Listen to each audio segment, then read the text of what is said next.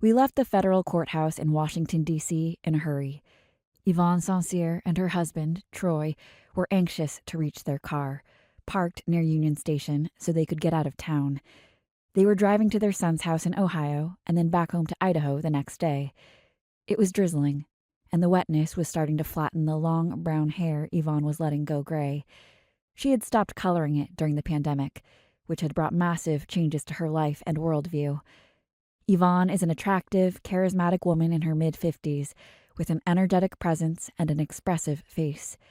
Today she was speaking in her usual impassioned tone, but she was talking quickly without many pauses. She was complaining about a trial that has just happened, denouncing the verdict, the prosecutor, the judge, and then the verdict again. Our quick pace had less to do with the bad weather and more to do with Yvonne being rattled by the courtroom verdict. It was March 10th, 2023, and a jury had just convicted her of 4 misdemeanors and 2 felonies for storming the U.S. Capitol building on January 6th, 2021. Yvonne had been hoping for an acquittal. Over the course of the trial, her husband had reported receiving nods from a male juror. He thought they had an ally.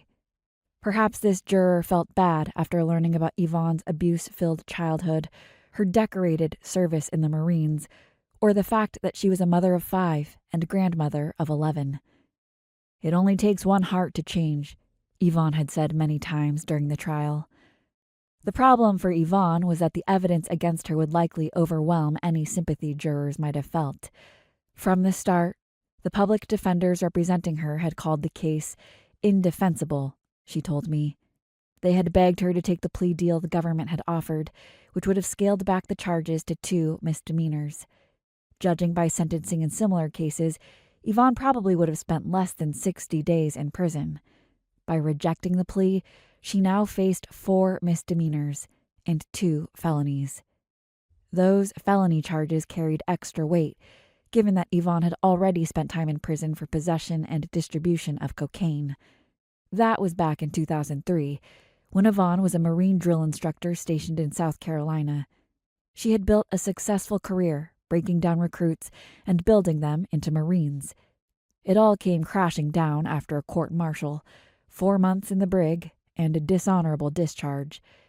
If found guilty on the January 6th felony charges, Yvonne's prior conviction would undoubtedly hurt her at sentencing. Yvonne's lawyers warned her that a conviction was practically guaranteed because all the January 6th crimes she was charged with had been captured on camera. Yvonne's trial was mostly a long string of video clips accompanied by testimony from FBI agents and police officers. Prosecutors had scoured hours of footage from security cameras, social media accounts, and the huge bank of cell phone video collected during the January 6th investigations. Seemingly every move Yvonne made was captured from several different angles, including from her own cell phone. You can see her everywhere on videos from that day, dressed in a white winter coat, blue hat, and pink backpack.